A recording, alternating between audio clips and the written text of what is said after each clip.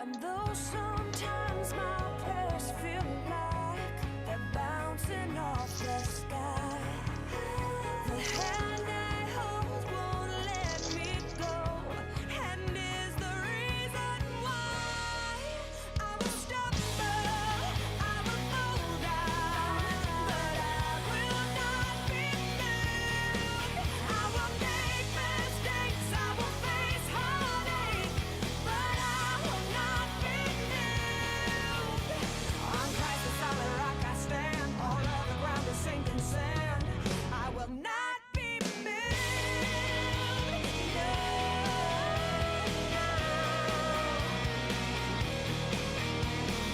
Bitterness has plagued my heart many times before.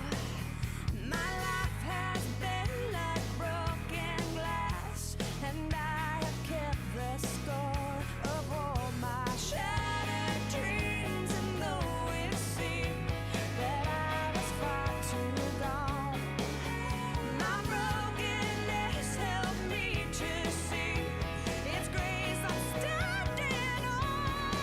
I will stumble, I will fall down, but I will not be moved. I will make mistakes, I will face heartache, but I will not be moved. On Christ the solid rock I stand, all of the ground is sinking sand. I will not be moved. And the chaos in my life. Oh, Reverend, I had to give you a little bit more tonight, baby. I gave you a little bit more tonight. Yes, you did. I was like, wow, look at that. You go extra treat. Ooh, it's called a So, dinner. yeah, so today we're going to tag team, you and me, Daryl. I think that'd be a really great idea just to have some fun. What do you think? Hey, you know something? I decided it's going to be Daryl for a little while until I can finish this glass, and then he'll come out and he'll start drilling. He'll start having fun. Let's begin. Let's get ready. Let's do it. And guess what? Today, I will actually bring out the little thing that I don't use that much. What's that? A brain. That's so funny. A brain. A brain. So what's supposed to be happening tonight, Rev? We are going to have our very own Lily, and I don't know how to pronounce his last name, and I didn't want to like butcher it and be all kinds of. So when she comes on, first thing I'm going to ask her is, Lily, how do you pronounce your last name?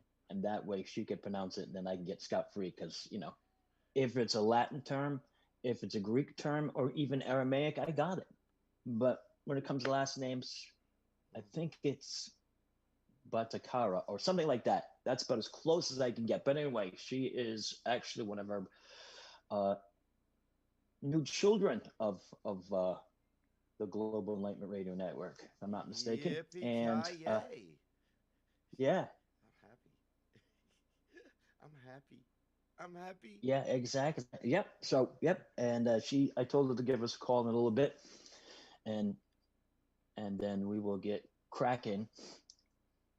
I was doing some of my research. Fascinating young lady.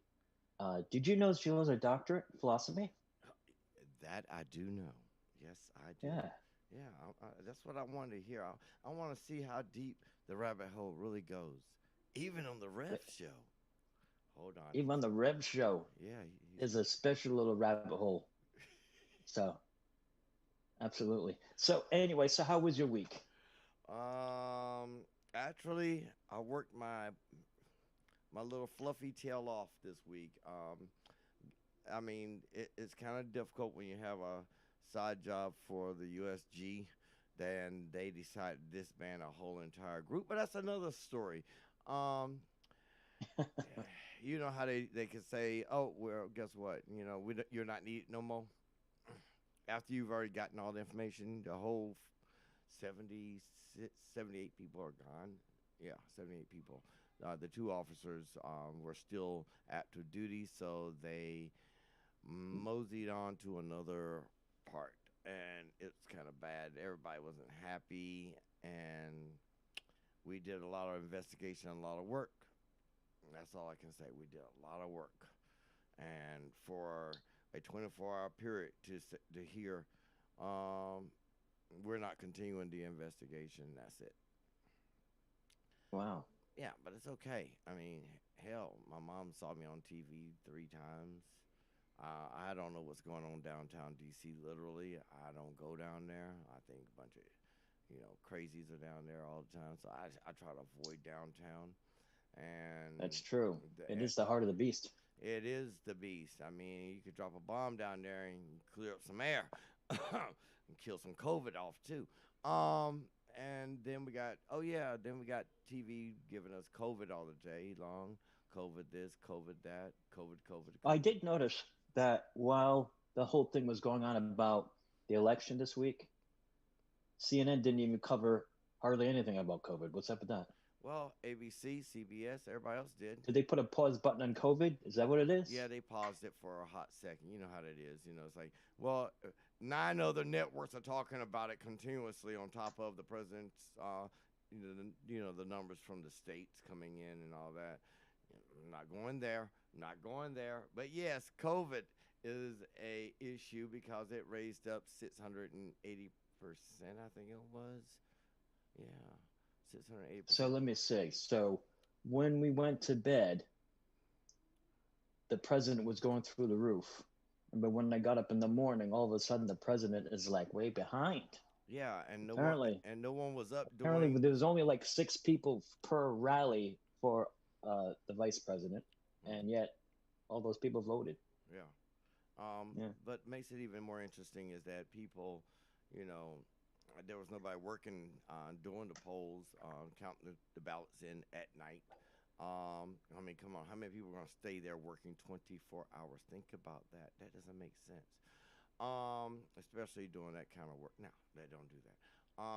Even the ballots. It's never too late for an upset, though. People need to know the law before they open their mouths. You know what I mean? Yeah. Yeah. A lot of people just. Last night, I ran into some a brick wall of 21, 22, and a 28-year-old, and they said that everything is socialist, including the roadways is socialist. I'm like, excuse me, I remember paying tolls, and from paying tolls driving down the highway, they may have eliminated tolls by putting in taxation. So what's the difference? What Right. it is? Hold on, but we all can use the roadway, so it's a socialized road system. Oh, okay. Okay. So if Hang on one second. I really feel like I need to do this. I don't know why. My spidey sense is tingling. So the number that you can reach, 929-436-2866, 929-436-2866, and the number after that, which is the meeting number, 522-657-2748,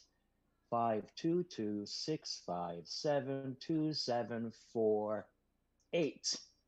That is the number to reach here where you can chat with me and the great Odin himself.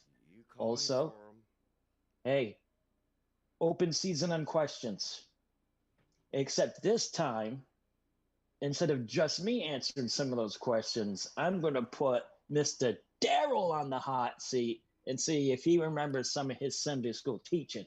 Yeah, we're going to have some fun today. Oh no, you didn't. I knew there was a trick behind it. Because you said you got your brain, man. So I want to make sure your brain's firing up on all 2 cells, bro. Well, I think I'm bring in some more vodka just for that fact. Yeah, I need additional. No, you don't have support. to. I'm only teasing you, I man. need additional Hey, support. pick whatever one you want. Okay. I'll Yeah. pick whichever one you want. Hey, you know something? I have to admit that the most fun I can have is sitting right down and having, I'm trying to join Rev's Ed show. You gave number. It says disconnect. It can't say disconnect. It's a bloody use the link. Telling Lily, use the link to the show. SHOW.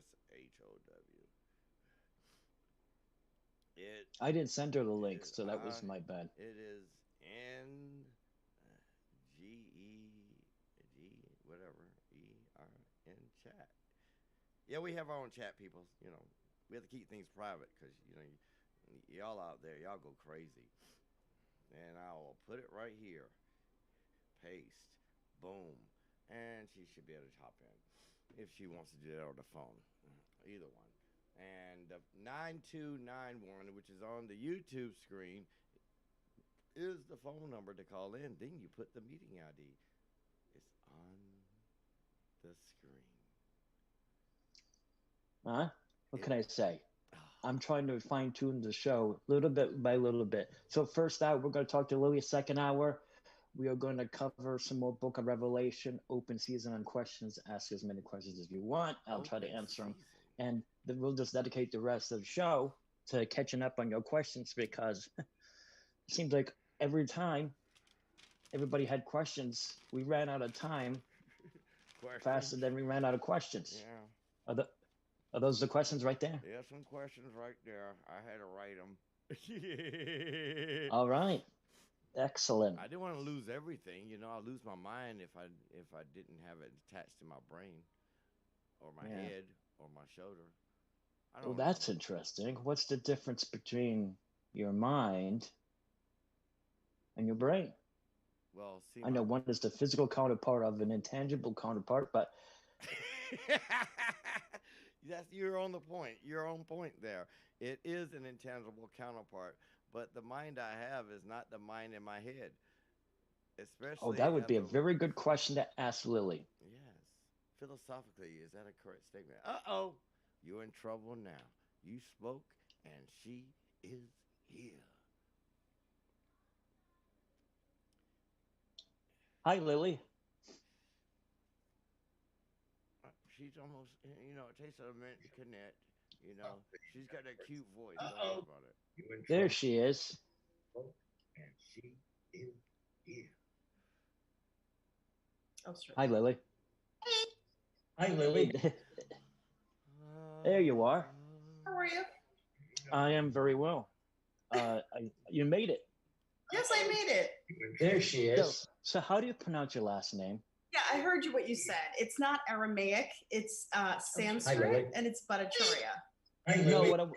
What I meant was I could say words in Aramaic and I could say things in Latin, but when it comes to names, I can't. I always botch them for some reason. That's what I meant. Okay. Sanskrit. Wow. Yeah. Hold on. Oh, and happy recent birthday. I know your birthday was on the 13th, so. Oh, thanks. Yeah, of last month. Am I in the meeting? Hold on a second. There I am. Okay. Yeah, sorry. The other window was open. I shut it. Oh, yeah. Also, Daryl's with us, too. He's going to co-host the show, too. What's up, buddy? What's up, buddy?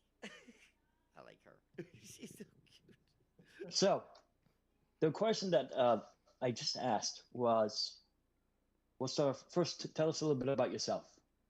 And so I saw spirits when I was a child, about 5 or 6 or 7.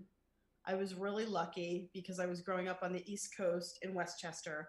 I had a dad who had a great library full of spiritual books. Reincarnation, astral projection, ESP, indigo children, you name it, he had the books. And so I would talk to him about it. He sort of knew I saw the spirits. And so he sort of comforted me about it. And he sort of kept a close eye on me. So that made me feel normal.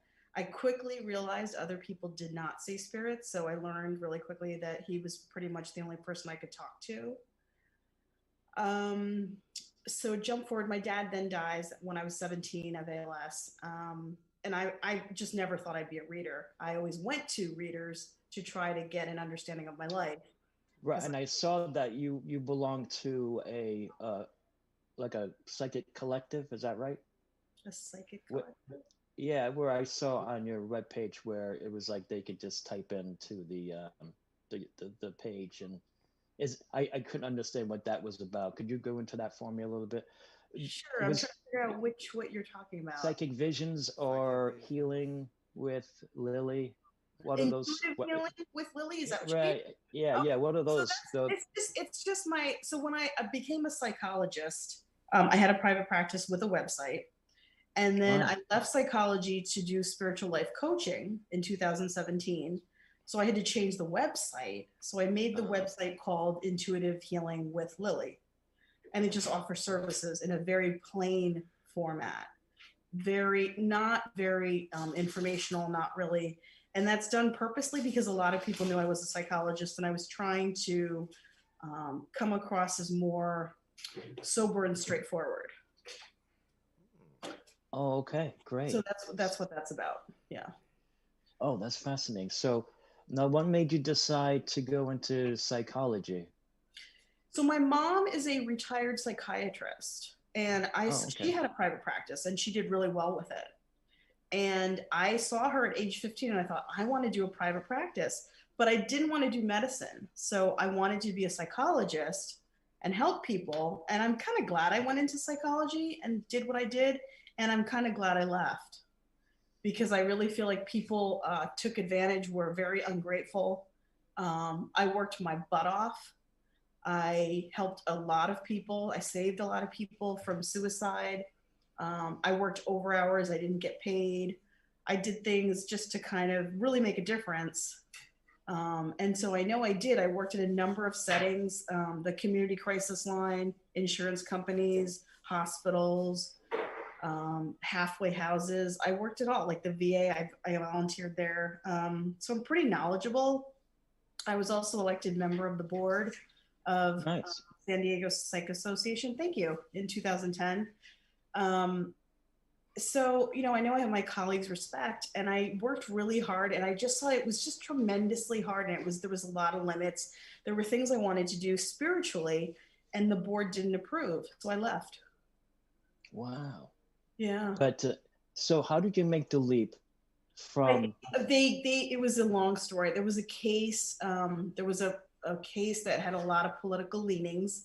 There was a military guy who was white, had sexually abused his daughter, had sexually abused 7 people, was getting away with it, would not lose his pension. I went to military court. I had testified. I did a hell of a job. The other lawyer told me, "You're doing great. He's really sweating." And I'm like, he wasn't going to break me. I meditate twice a day and I exercise. So I was determined to stay calm. So he couldn't get me to curse. I just refused to back down. And 4 hours of grueling, and he still kept his stupid pension, but everybody knew he had done it. So his reputation was destroyed. So I knew that they were going to side with him because he was white. He was a white male, and I knew that the truth would come out, and I knew that he was going to make my life a living hell, and that my license would be under review. But I didn't care because it was protecting a girl and her. Right. And so it was more just doing the right thing. And so yeah, I'm really happy with the way things turned out. So what was the turning point for you when you went from psychology to when you started doing personal readings and such? I did readings for 23 years. See, so you did it side by side. I did side by side, and the board was not happy that it was a separate business. And I was trying to figure out just how gifted I was. When I was a psychologist, I would go to like these classes to kind of test myself out, at spiritualist camps and stuff like that. And I was like, I just curious because everybody tells me I have a gift, but I just want to know. Right. And so then I tested myself with all kinds of things, you know all about this, like psychometry, wax readings, cards, you guess what the person's thinking, that type of thing. And then clearly I had a gift because she's like, "Okay, Lily, at the end of the week, we're going to have a psychic fair. And guess what? You're going to be on it." So anybody who had a gift, they basically made you do the fair. And I ended up being one of the people. And that's when I really surprised myself. And I thought, you know what? I'm going to do this. This is real. And I have a gift. I thought I had a gift when I was younger, which was really funny. And my cousins had teased me. And I told myself when I was a child, I am going to prove to them I'm psychic. One day I'll prove it. And of course, then I proved it when I got my radio show back in 2010, and I would do these cold call readings. Yes. Yeah. Which was a blast. So yeah, it's kind of like a sweet revenge because now my cousins have to eat it. So. Did they test you with the JB Rhine cards? What are the JB Wren cards? Like the shapes? Yeah, the shapes with like the squiggly line, the There was star, they did that in a so we I there was a CME, there was a continuing education course where she basically had that. She'd had some shapes and we had to see if we could guess the shapes. And I happened to draw exactly what my partner had drawn. And so they were like, there's always one in the group. It was so funny. And my partner and I happened to be the ones who had the gift. Wow. And yet you ended up being together. And was that Yeah. purposeful? Who knows? Or It's just the synchronistic? universe, probably the Yeah. universe just working together. Yeah, probably, right? Because like attracts like. So yeah. Right. So now I noticed that on your webpage that on Facebook, I was doing some of my homework, and you like the Advent calendars. I do. How did you find that out? I used to be a police officer, so Okay. I'm like, what the? So I posted, I was really all about I like the Advent calendar. I like how opening up a little gift every day. Me too. I really do. And so I was really bummed because the last year I bought one and it was a waste of money in my opinion.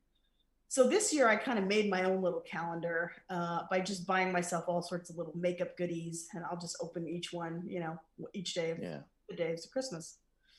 I have an addiction to chocolate, so I have to find the ones that are like the dark chocolate ones, and then the Skittles. Don't forget Skittles now. Come on now. Oh my gosh, Skittles! Yeah. Was it? Oh, that's right. We were all munching on the Skittles, including. Weren't you munching on them too? Yeah, really? My son came through and grabbed some Skittles and threw me some. Yeah, that's right. We all were chilling on those things. It's the worst thing in the world. So, what'd you do for Halloween? What I do for Halloween? Yeah, what'd you do for Halloween? I just basically I did a show on. So I did a live on Facebook in tarot, manifesting, and astrology. A bunch of people came on. I got some paid readings. Wonderful.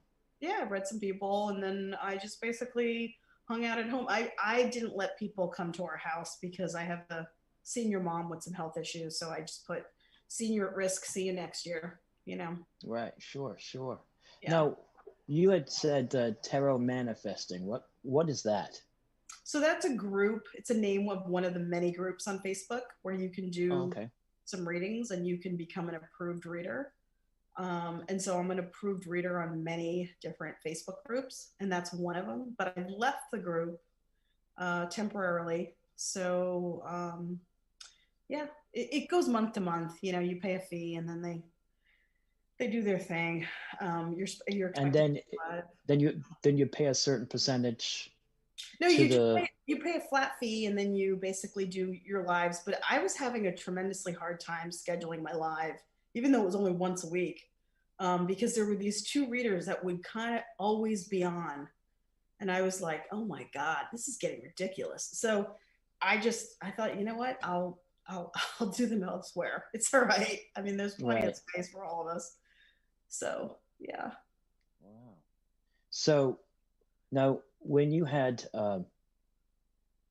gone through the change, you were, well, actually, I guess what I'm really trying to think of is, when was it when you noticed that your powers were at its peak? Because I know a lot of people say that their powers happen just as they achieve, maturity, like a certain, during puberty. Yeah. So for me, it definitely, it actually has something to do with my parents' spirituality.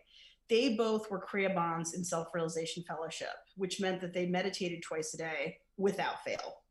And they did 3 techniques of meditation. And they were both working professionals, but they would, even if they were damn tired, they would just do 5 minutes up until, my mother was really good. During the Christmas meditations and the longer meditations, she would do 8 hours a day. Wow. And that was really my example. And I promised myself by age 30, I would meditate twice a day because I couldn't sit long enough to have the ability. And I sort of regret not trying sooner, but anyway, because you can be restless and still concentrate, and you can still get something out of meditation. Anyway, so I began at 30, doing twice a day, 5 minutes at the beginning, and it grew to 10 to 20, 30, and up until it finally became an hour in the morning, an hour at night. And then at age 33, I became a Kriyaman. And I would say that's when it was like, bam, it's like I was Sylvia Brown. I knew who was going to call. I knew if the patient was going to stay. I knew some of the sex history. I just knew much more. And I had to be really careful what I said because Kriyaban? It's a term. It just means that you've agreed to make an oath to God that you will meditate twice a day and practice and be faithful to Paramahansa Yogananda. So, Okay. I did that. And that's right. Paramahansa Yogananda. Thank you for reminding me about that. Okay, yep. So I've been doing that since I was 33, and that's been really helpful. Tremendously, has changed my life and has given me the strength to face the darkest hours. I bet, because you were in tune with a part of yourself that is the intangible. Exactly. So now, what's the difference? So, is there a dividing line between your brain and your mind? I know it's the physical counterpart to the intangible part of your thinking process, but how would you define how a human being is made up of? Is there like a different levels of consciousness, and the highest form of consciousness is the Buddha consciousness or the Christ consciousness, or how do you see it in your meditation? I would say that there's levels of consciousness, and it depends on how much a person puts the effort in to try to grow their brain, and how much people read and study. And if they meditate, their brain grows exponentially and it heals, and it picks up information other people cannot, like your gift, my gift. It comes from spiritual lifetimes, not only in this life, but in other lifetimes. So it comes from a place, and your emotional intelligence definitely comes across from other lifetimes, as well as your rational intelligence. And I think people have the parts where they physically know with their five senses, and then they have their intuition, which comes through their third eye, but also is also perceived through their chakras. So you've got your 7 chakras where you're constantly perceiving all this information. And we all have various abilities with those chakras. Like you could have a really large blue chakra like I do, and it means that you can sing and that you're just very expressive and you can do like communication and you're meant to do broadcasting. That would be an example, but people can know things without knowing how they know.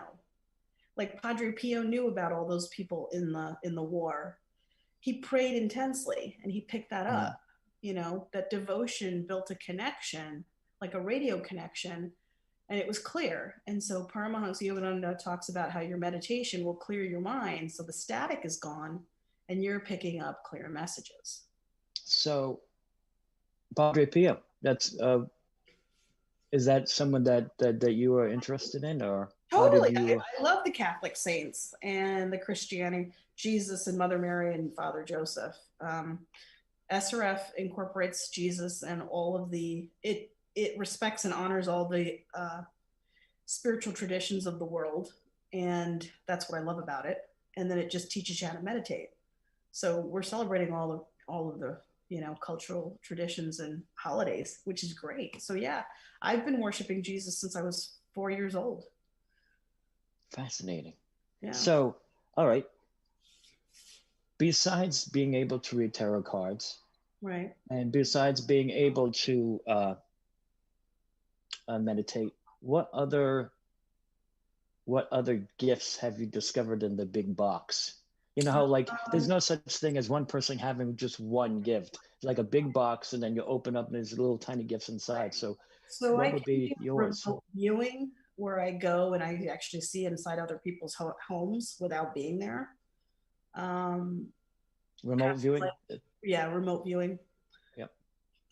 Past life information, soul connections, relationship issues, like family issues or past life issues, and then also like just relationship issues, like romantic relationship issues, friendship issues.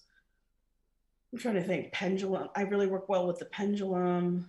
So like Card. Akashic records, Yeah, you visit those. I could definitely help with those if I meditate on it. I just need to meditate. I need to have the person present the issue to me, that I meditate on it, and then I'll be able to kind of give them what I'm getting.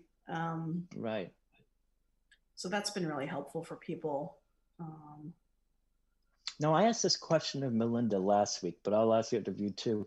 Now, you also get information from spirit. So, of loved ones, is that right? Loved ones, yes. Now, is that like more of an intuitive mediumship, or is it mediumship like full body kind of full, like just trans mediumship, and is like a full body mediumship where you let the spirit fill you and then speak through? So that would be physical mediumship. No. Yeah, that's what I meant. Mine would be more mental mediumship, where I'm Okay. picking up what the spirit is saying, and I can describe what the spirit looks like. That would be more mental, and that's what I'm able to do. Which is what third eye, which is where your third eye would be bigger. Most would be helpful. Yeah. Yeah. Okay. Derek, do you have any questions? Oh, well, you've already asked 3 of my good questions, and I was sitting back and I was like, okay, Rev, you're on a roll. I just wait till you the energy level conk down, and I can come in there.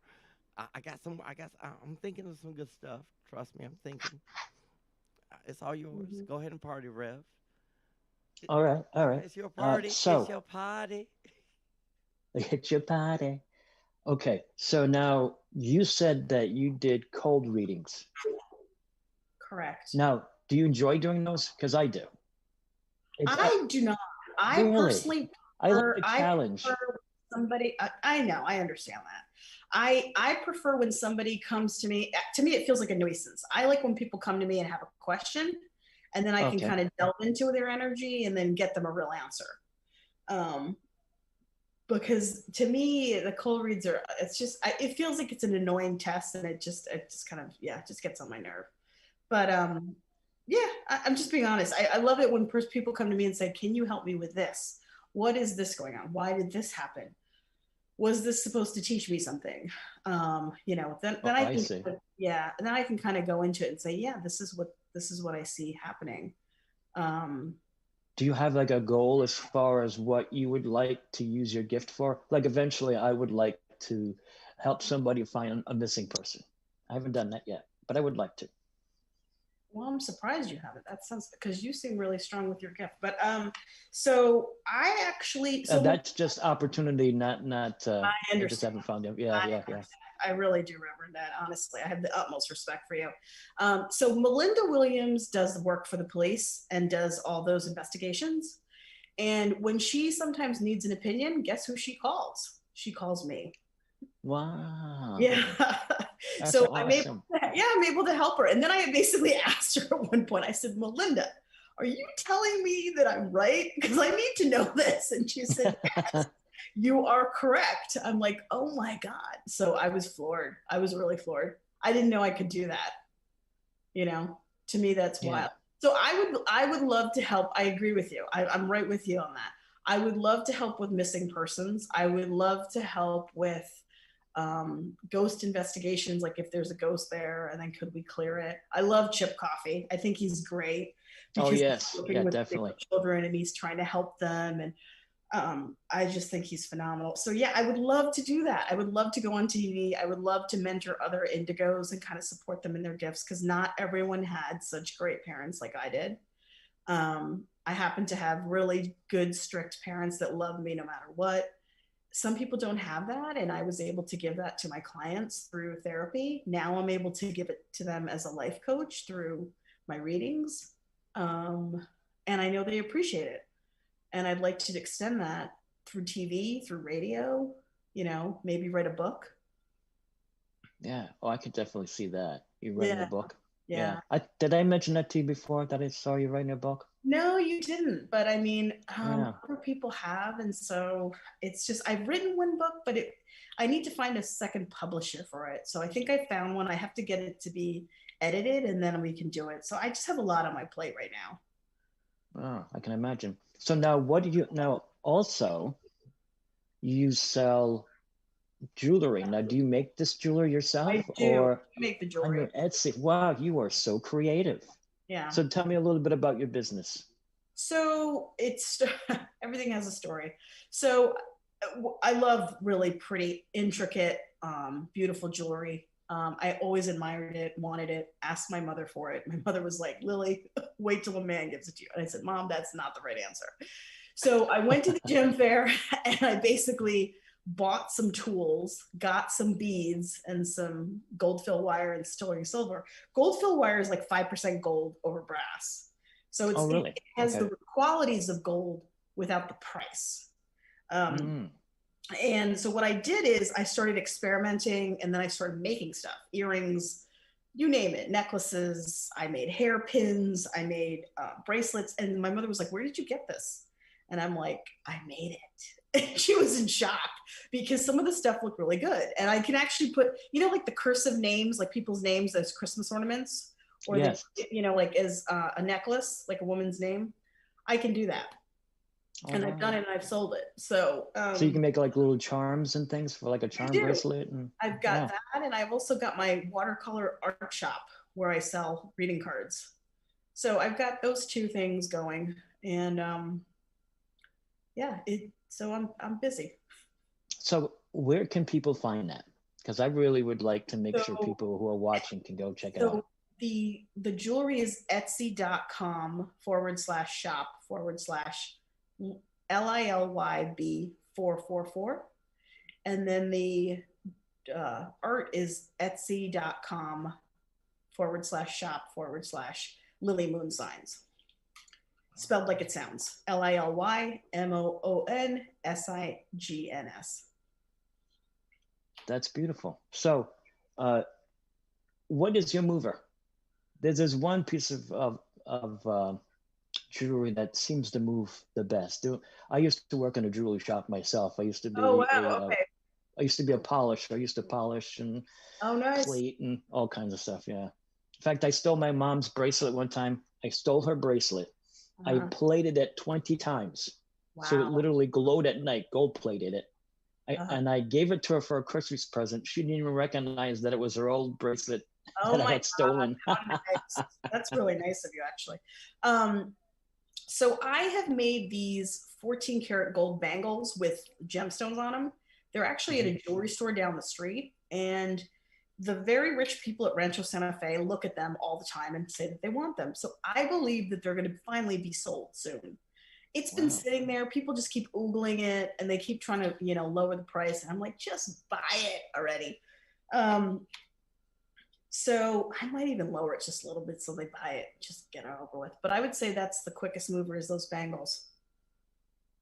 And do you think that this is something that's going to provide you a steady income, you think? Or is that like a flow? Believe it or not, it's the readings right now that's been doing that. Oh, I can just imagine with the whole COVID thing going on and the uncertainty up in the air. Right. And it's proven to be pretty lucrative. Yeah. So, yeah. But if you can provide hope for somebody, why not? Sure. So okay. So now here's a philosophical question for you. Sure. I ran into one of my colleagues who is also very much gifted. And his name is Samuel. Okay. Samuel, he, whatever it is, he can find it. He's like a supernatural bloodhound. I don't know how he does it, but he just does. Right. He went to some of these old places. On a case one time we had up in Massachusetts, and he found all of the secret compartments in this house. Right. And the person who actually sold the house didn't even know there was. It's just amazing. But right. He will never charge for his readings. Okay. Where I know people who do, and I have no problem with that. I mean, after all, hey, if you got it. Right. So where do you fall? Where do you draw the line between somebody who's charging too much or not enough, or what do you think? So I think that there's a range like any other profession, and I happen to charge. I don't think I charge a lot.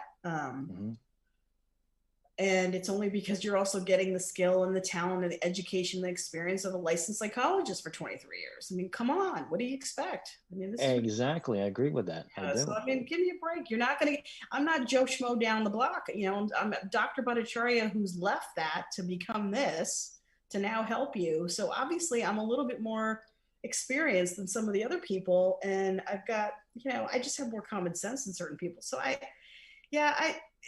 it's fine that he doesn't want to charge. That's his choice. But should he change his mind, I understand. You know? Yeah. Yeah. Well, his philosophy was that if he had received it freely, he should give it freely. And I said, well, if it's good for you, then that's as it should be. Each person has their own way of doing things. Exactly. You know, it really is. I mean, and those of us who charge do stuff, I've done plenty of free stuff. I mean, give me a break. On Facebook, I've done plenty of, part of the requirement for the approved readers is that you do free stuff. You make a post and do free readings, and you do a certain amount of posts, and then you're able to advertise. So there's a certain amount that goes there. And there's a bunch of people who've always approached me, and, you know, depending on what's going on, I will help or won't. So yes, there's that too. So speaking of charging, which reminds me of whenever I've done house blessings for people, and especially, you know, houses that are,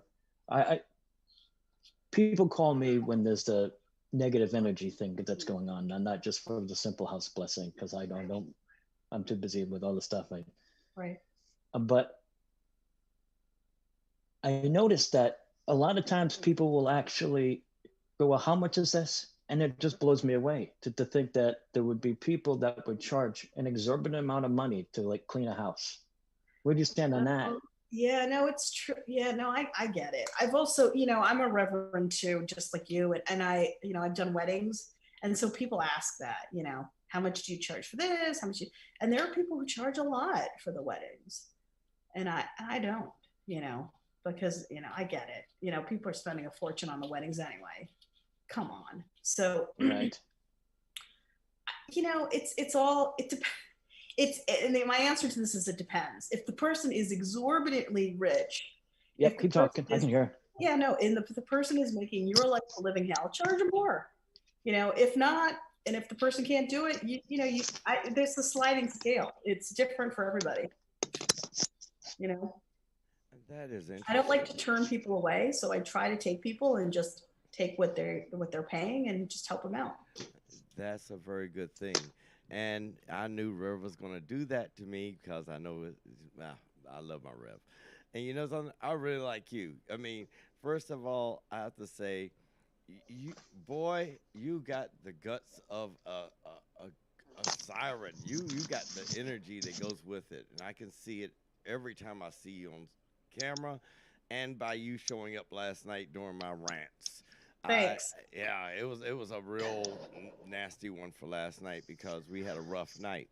Now, my question for you is, when you have a case, i.e., say you're dealing with someone who wants to be seen, needs a psychic to assist them, and say that individual has an entity within them, what would your thoughts be at that point? I would probably refer them out. I would probably refer them out to Melinda or to Reverend Ned or somebody who's more experienced with it. There was a guy that I used to work with that I was on his show a number of times. I forgot his name. I'm looking through my emails trying to find his name because he's excellent at it. He's great with that type of thing, removing entities from people and from places. Yes. And that's who I would refer to, because I don't think you can do everything yourself. You know, I happen to be great at timing. I forgot to mention this. I nail timing down to the day. What? So if you want to know when something's going to happen, a wedding, the birth of a child, when you're going to move, I can even tell you, I told my best friend where she was going to med school, and she still can't get over it, you know, because she gave me a list of names. She said, which one? I said, that you're going there. And she goes, get out. And I said, yep. And that's where she ended up going. Wow. Yeah. So, it's just how it is. And that's actually a great story. So remember how I told you the gift was developing and I didn't realize it? Right. She told me about this complicated situation her father was involved in. And then without realizing it, I told her the answer of what was going to happen 2 weeks later. She thought I was crazy. She didn't really respond. 2 weeks later, I get a phone call. Lily, I didn't know you had a gift. Why don't you call me back and we'll talk about my marriage? And so I was like, what are you talking about? She's like, everything you said came true. And she's like, can you tell me when I'm getting married? I'm like, yeah, Nick. I'm like, okay. So, it's interesting because people test you and then people give you a hard time. But some of my friends have come to swear by me. I've had some people from my high school ask me for readings who I've not spoken to in 20 years. They trust me because they know I'm like trustworthy. They won't mention that they've ever seen me. I won't say anything because I'll honor their confidentiality. But it makes me feel good to know that they trust me because I know that there's a bunch of bozos out there lying, scamming people. Right. Yeah. So I get it. Yeah, that's interesting. Now, the next question I will ask is, to what extent do you think your gifts will grow? I mean, everyone's grow within time. Have you any impression or have can the seer see themselves basically? They can, but only so far because we're not God. Yeah. Right. We can, honestly. I mean, I remember being 17 and when my dad died, and I remember saying, God, Dad, I can't wait till I actually see you as a ghost. It would be years later, like 35, before I finally saw my dad as a ghost in my office. That's another great story. Can I tell that story? Yes, yes, yes. Yes, of course. Oh my God, that's a great story. So my dad had warned me when I was a young woman about what not to do, dating wise or marriage wise. One of the things he told me was, stay close to the family and don't give all your money to the man because people have been known to take advantage of people. Okay, so I took this advice. I listened to him. I did not do stupid things with my money. Years later, in the same week, 3 women with very similar names with the same story, his story, that they came in and their husbands had betrayed them, taken all their money, that their own families had turned on them. And after the first one, my jaw dropped. I mean, I was like, oh my God, this is the story my dad told me. And I just basically looked at the woman. I said, okay, we'll try to get, the help and support you need. So right after she walks out the door, this is 7 p.m. in Oceanside, California, right? It's now dark. It's fall. So it's pitch dark outside. Yeah. My father flashes right into the office and I'm stunned. He just looks at me and he shakes his head and he's like, I told you. And I'm like, whoa. So then the next night, a woman shows up, same story, almost the same name. Wow. The next night, another woman shows up, the same story. I had gotten chills. It was so bad. I was like, wow. He had warned me. He had warned me. But when I saw some of the stuff actually happen to other people, it blew my mind. And I went home really shaken. I told my mother what had happened. And my mother was like, wow, she's like, you saw him? I'm like, I saw him clear as day. Like I see you guys. And I was so grateful to see him. But at the same time, he was just letting me know, like, see, I told you, I've been looking out for you. And yeah. So here's a question then. Sure. Synchronicity. Sure. Now, Carl Jung talks about synchronicity as a manifestation of the collective unconscious, right, manifesting different ways. Right. But your story, and wow, great stories. I love your stories. I know. That's why we're going to have you back because I want to hear more stories. I've got more stories. I've got more ghost stories. So yeah.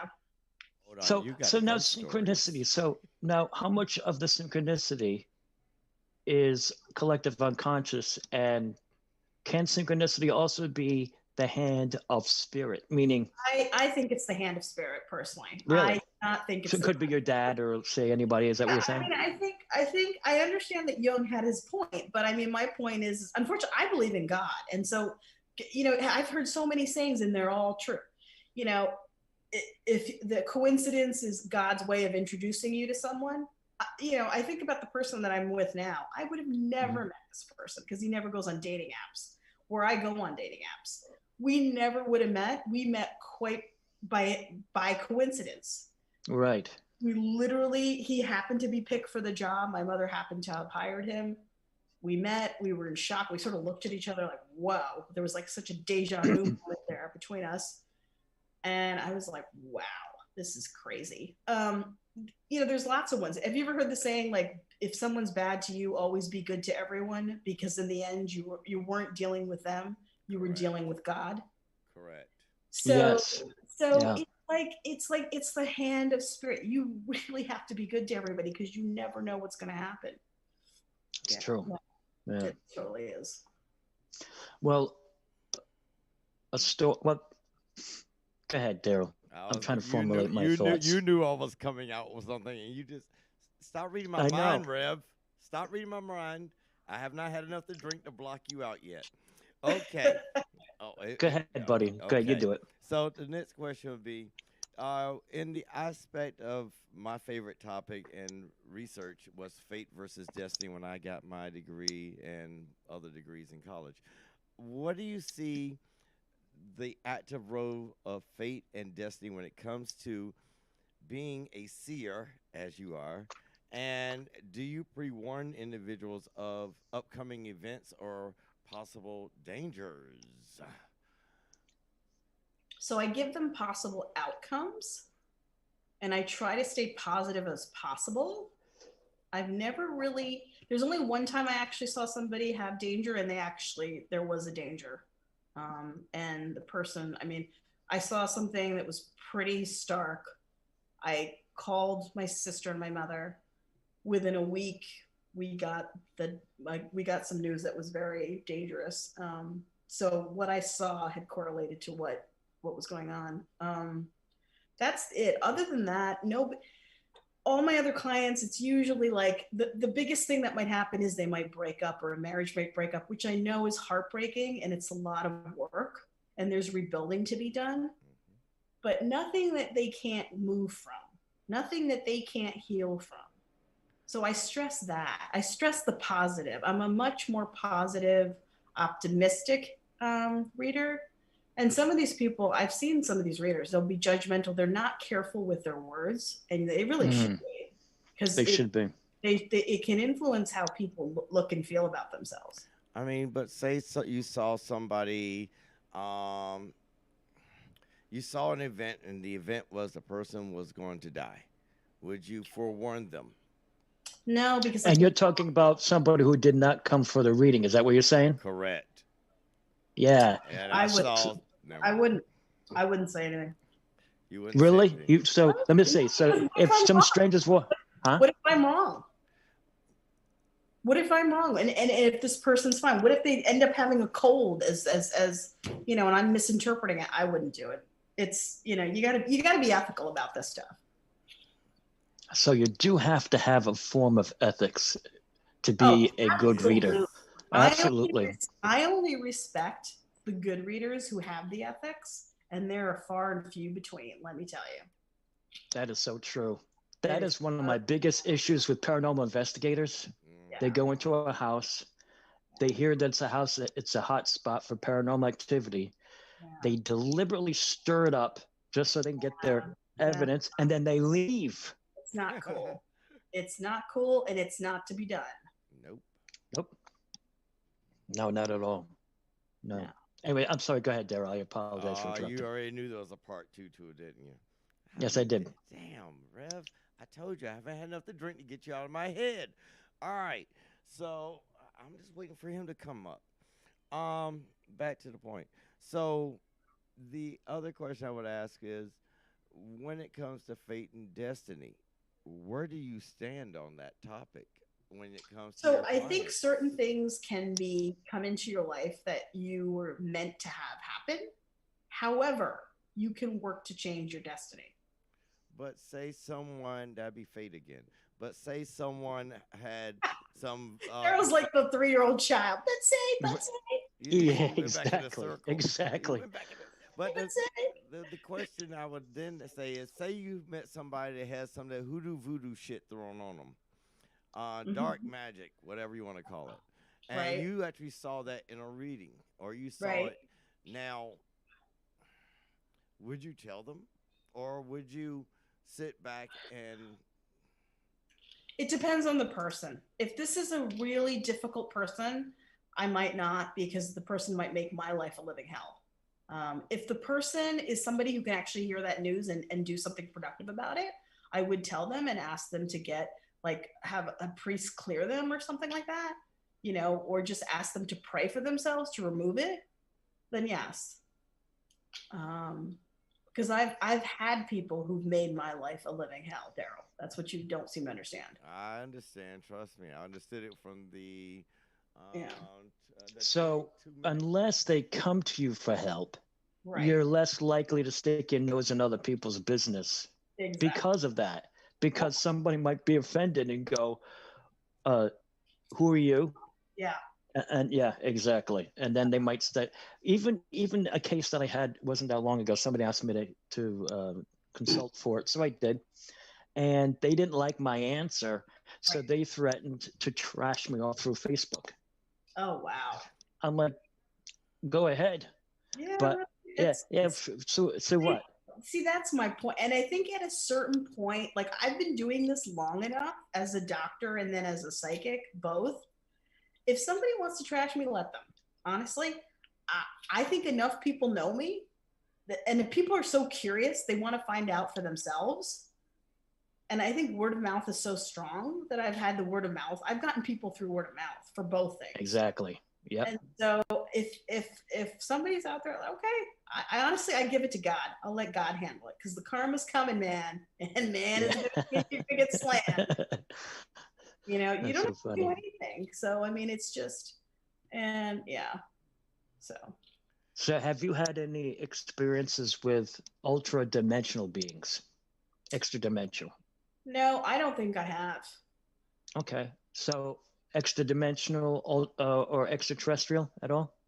I don't think I have. No, more spirits than anything. Oh, Spirit okay. angels, archangels, yes. Interdimensional, nope. Would you describe an archangel? Tell me They're one of your large. stories, if you would. They're large. Sure. When I was 5, okay, so I grew up in an all-Italian town, and so I was the only Indian child. So I kind of stood out because my name at the time was Swati. I was growing up and it was an Indian name, so people teased me for that. And I was in tears one day in the schoolyard, and I had an orange dress, and it was a sunny day. I remember this pretty vividly. It was June, and I ran to the tree and I was crying because somebody made fun of me for something stupid. God only knows what. And suddenly I saw Archangel Michael, large, purple, gold flashes, just like the most strongest, good looking guy you've ever seen in your life. And he's, blonde hair, and he's piercing blue eyes, and he's looking at me, and he said, really calmly, he calmed me down, and then I stopped crying when I saw him. And then he said, you have nothing to fear. These people are your friends. Things will change, and just go and have fun. And he just, somehow his presence made me feel so much calmer, and he didn't have to do anything. And I went away happier. I mean, it was just amazing. The man didn't do anything. I forgot about that experience until years later when I finally read Doreen Virtue's books. And then Oh my gosh, the angel books. Yeah. Yes, I flashed back to that, and I'm like, oh my God, that was Archangel Michael. He was just larger than like 20 foot. I mean, the man was huge. And it was, to me, it was like, but there's such a peace and a hugely like throbbing, like God, I can't explain it. It's like a power that's so strong that you can't question, that is just so there. And it's not only with him. I've seen Lord Gabriel, and then the other one, Lord Jophiel, for cleansing the home. And it's the same. They're huge. There's this luminous light, and there's this emanating peace that you can't get anywhere else. And it's just, you feel so blessed afterwards. You're just like, wow, like, I need to meditate more, man. Like, this is just ridiculous. Yeah, fascinating. Their presence is like, somebody asked me, what does an angel presence feel like? And the best way I could describe it is, you got the presence of God, which is pure peace, pure joy, right, and beyond description. And then you've got the angels, which is a light version of that. Right. So like Budweiser, Bud Light, less calories, but there it is. And you're It's the feeling same kind of so feeling. loved. You're feeling Right. so incredibly loved in that moment that it's like, wow, And all kinds of information is transmitted in that moment. Totally. It would be hard to describe, to put Totally. into words. Yeah. So tell me one of your scary stories. Yeah, I was gonna ask that, Rev. Come on, man. Get out of my head. So one of the scary stories. Okay, let me tell you the one about my mom, because that's the best one. So she and my dad had gotten married. It was arranged marriage, but they knew each other briefly. They had kind of cheated because their brother and sister was supposed to get married to each other. So they had moved to England. So they were pretty adventurous. They were very young, barely knew each other, had gotten married, went to this apartment. They got to the apartment. Both of them saw a ghost that had slammed doors in them, and they had this bright, cold wind right in their faces. One night, and this is less than a month, imagine this, that you're married to this person, and then you're in this apartment in this new country. The two of them are climbing into bed, and suddenly the bright white ghost just flies over the bed, slams the door, slams the window. And the two of them look at each other, and they're like, that's it. We're leaving. And he's like, you saw that, right? And she goes, yeah, I saw that. And the two of them are like, okay, we're done. And so the next day they just kind of leave, and they tell the landlord, and the landlord's like, we can't keep anybody in there over a month. I mean, and it was just ridiculous. That was one of the best. That's probably the scariest. The one that got me, that my dad, you want to hear a trick that my dad pulled on me? So we have a 2-story house here in California, and my dad had passed to New York. My mother was visiting relatives, so I was alone in the house. It was Friday night, 9 o'clock, dark. It's a summer night. My dog is out. I'm trying to get her in so that we can go to bed. Suddenly, I'm upstairs. I hear a slam in the foyer of the drawer, and I go crying. I'm like crying my eyes out because I'm thinking there's an intruder in the house. I go flying down the stairs, and I go, who is it? Who are you? Get out of this house. What do you want? And I'm looking, and there's nobody there, and I'm in shock. And then suddenly I like stand still, and I try to feel the energy, and I feel my father's presence, and suddenly I hear him laughing at me. And I'm like, Dad, you suck, like, what the hell? And so he was just playing a trick. He really can move. Some of my relatives can really move physical stuff really strongly. Wow. Yeah. So what is that called? Apportation? I don't know. Isn't it when you can transfer a physical object from one place to another? If that's teleportation, I guess so. Or maybe from the spirits realm to the physical realm. I'm not sure what the term is for that, but something like that. Idea. And then the other time when I had a cousin who died when he was young, 36, and he never liked when my mother criticized me. So one day she was criticizing me. This was fairly recent, like within the last couple of years. Suddenly the pot went flying out of the pantry, and the caregiver and I just looked at each other, and we were like, whoa. And we realized he was not pleased that she was criticizing me. And I go, Mom, you may want to stop. And she did, but she didn't see that. But it's interesting. This caregiver is Hispanic and also believes in spirits. And whenever she comes, we either hear my grandfather, my father, or her grandfather and her grandmother will actually shut the garage door. Like, we'll be sitting in the kitchen and suddenly the door will shut. I'm like, who did that? It's just wild stuff. Like, we'll have the baby monitor. We'll hear voices through it. I'm like, oh my God. Like, really? Like, come on. So it freaks her out. She's got to turn it off. So it's naturally supernatural? Yeah, it's exactly. Wow, that is... Because we know the energy, we're comforted by it. We're not scared, right, because it's no one unfamiliar. Yeah. Yeah. Wow. So, and now, what was it? Oh man, sorry. I was trying to remember this. Another Brain question I was freeze going to ask you. again. So I must well hop in while he's trying to remember because I know his brain. All right, see how it works. Just give him 5 Yes, sir. seconds. He will never get it. All right.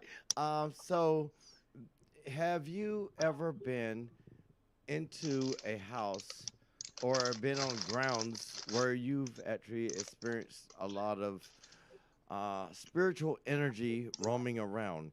I used to live in Monterey. I used to live at Pebble Beach, California, and I've traveled all around the world. I mean, literally. And everywhere I've been, I have seen or felt spiritual energy.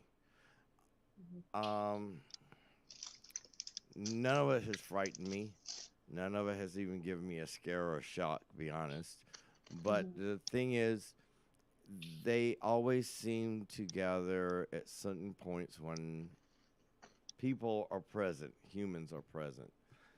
Have you ever experienced that in any of your travels or any of your, even when you walk down the street, experienced energy that you knew shouldn't have been there but was? Yeah, no, I know what you're talking about. I'm probably, honestly, it's such a blur. But the thing that really steps out, gosh. So my sister has an old house that dates back to the pre-Civil War because they used to have a tree in the yard that dated back to the pre-Civil War. So the house is like maybe 100 years old at this point. One day, it didn't, well, it jolted me more. I was up in her attic. I have a niece that also can hear spirits and see them. And all of a sudden I heard a baby crying. And I looked at her and she looked at me and I said, "Where's the baby?" I'm like, "What? There's no baby here. Who's crying?" And she looked at me and she goes, "You heard that?" And I said, "Yeah," because she was 7 at this point. And I said, "Yeah." Well, none, and of course her brother's there, and he goes, "I didn't hear anything." And I'm like, and then I immediately knew that it was a spirit, and that, clearly we were hearing the remnants of a child that was there, that had lived there. Because at this point, back in those days, people would live like in there was like 3 floors. Right. So they would live on 3 different levels, and you'd have 3 families living in one home. So I thought, I wonder who lived here, And there's a lot of history there. She's 5 minutes from Salem. So it's a pretty special place. But no, it's interesting because I've been all over the place too. And I have not, the only place that I've picked up quite a really spiritual vibration, and not a bad spirit vibration, but a good one, was when we went to the birthplace of Krishna. I literally felt Krishna's vibration and was changed for about a month afterwards and couldn't stop singing spiritual songs until it took me like a month for that vibration to leave me. And then I would finally got into pop music again. And I was in college. I mean, I had gone to India, but since they'd taken me to that place, I was so changed by vibration. Yeah, it was wild. My greatest experience was when I was in La Tajín in Mexico, and I actually saw the people there on the grounds, and when I turned back around, there was no one there. Wow. That's one story. I got hundreds of them, believe me. I've literally been around the world except for Antarctica. And there's only one person I know 2 people I've known now that have done the 7 continents. And I don't like either one of y'all for that. Okay, I'm letting you know I don't like you. Okay, I had to say that out loud. No, I mean, these are my buddies, and they've done all 7 continents. And that's kind of scary for me because I thought I would be the first to hit all 7. Cool. Go ahead, Well, Rev. you'll do it soon. What were you saying? I said you'll do it soon. Doubt it. I'm not looking for the 7th continent now. I'm looking for a bigger fish. I want to be on the moon. Okay. No, my whole dream is to actually pee on the moon. I'm sorry. It may be a joke for people, but just think about it. The first man to pee on the moon. That'd be funny as hell. Sorry, I had to do it, Rev. I had to say it. about the first time you get ready to pee on the moon, and all that pressure in your body is going to explode. That's true. Yeah, but you know, sometimes I'm gonna go in and smile. I'll be like this. It's something else. Really something else. He's a cheese whiz. So, speaking of, now, are you? Most people that I know that have your particular gift mix are accomplished in out of body experiences, astral projection. So, would that be the case for you? Not that I know of. Oh, really? Except for the remote viewing, you know. Right. There was a time when I Right. was doing a lot of it, and it was funny. I don't know. I wasn't even trying, and I was doing it. So I don't know. But the astral projection, not that I know of, not that I'm conscious of. Is that something that you would like to do or no? Sure, if I could, you know, I'm all about not getting hurt and not getting trapped. Or possessed or whatever? Yeah, exactly. You got to be careful Yeah. with that stuff. You know what I'm saying? It's so true. It's true. Yeah. So, do you have any advice to somebody out there who is experimenting with the paranormal, with meditation, and So or even using DMT for that matter? And the You floor mean is yours. EMDR? You mean EMDR? No, DMT. DMT. It's a type of element that's in drugs that causes your consciousness to open up. I see. Okay. Peyote. I don't recommend you use that. So that's my number one thing. I think you can have these wild experiences without the drugs. However, I do recommend if you're taking prescription medication to take it.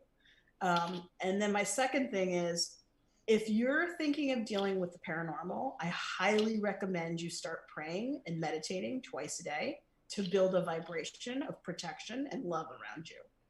Because once you do that, things can't mess with you. Outer entities, evil beings. I've heard of all kinds of stories, and they're true too. And people who don't do it end up getting in all kinds of trouble. But the people who do pray and meditate are perfectly fine. Nothing happens to them.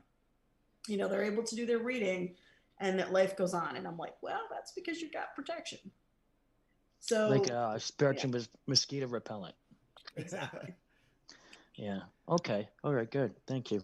So, what about people using like EMF detectors and ghost hunting? How do you feel about that? Same thing? I think it's great. Just be careful. Be careful with it. You know more about this house hunting stuff than I do. But just do it in a responsible way, like in an ethical way and in a kind way towards the spirit.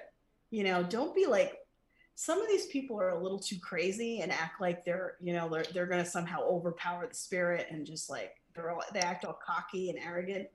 I wouldn't do that. I would kind of go in with some respect and restraint and, ask the spirits to leave. And then if you need to get strong, go strong. Right. Yeah. I like her. Dang. Yeah. I didn't. You know something? This interview is more of a revealing of who you really are and what's in your head and what you do know, which is all admirable. A lot. It's a lot, but it's admirable. I sit back and I'm like, this woman knows her shit. Yeah. Excuse me, Rev, but I had to say it. Rev, listen. The day you don't. That word is an acronym. I don't know if you know that. Okay. It's an acronym, yeah. Yeah, like fornication on the contract for the king, okay? Mm-hmm. Yeah, so, here's your good health. Yeah. Anyway. We all have to do this every once in a while, you know what I mean? Mm-hmm. Oh, that's funny. He has his probably coffee. You have water or tea? I have water. See, I knew it was water first. Good for you. Shouldn't be Stick looking. with the water. I shouldn't be seeing. Go ahead, Rev. All right. So we're now down to the wire. So feel free. What Blast do you want to yourself. talk about? Let her rip. Any special projects you're working on? Any new line of jewelry? I have a new show here on the network. Okay. Feel free. What's the name of it? It's called Dr. Lily Listens because I will be listening as people are going to be talking. I will be interviewing a number of readers that I know that are excellent from Facebook. And then I will also be talking about spiritual topics like astral projection, past lives, ESP, indigo children, therapy with indigo children, rainbow children, crystal children. Crystal What else can I children. talk about? Archangels, crystals. You know, I'm looking for different topics that people want to hear about. So if you have any ideas, please email them to me and I will be more than happy to talk about it or look into it and let you know what I find out. Even pendulums. And your email is? Pendulums are great. I should do a whole show on pendulums. Oh, no, you didn't bring You yours should. out. I'll do a whole show on pendulums because I love pendulums. I love them too.